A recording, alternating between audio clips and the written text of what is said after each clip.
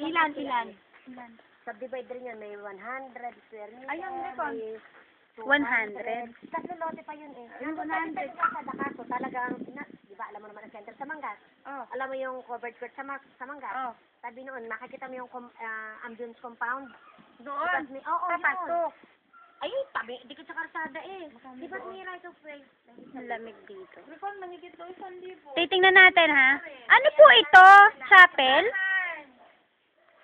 May nag-ano po dyan?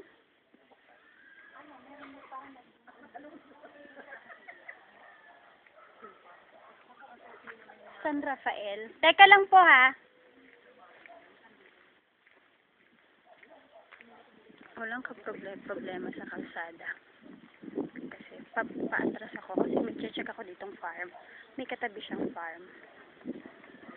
Ito. Ito. Samari Farm.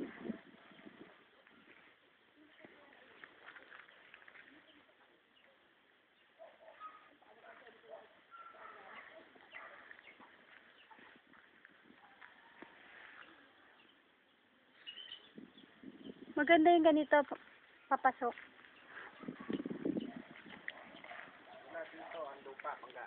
Saan? Oo.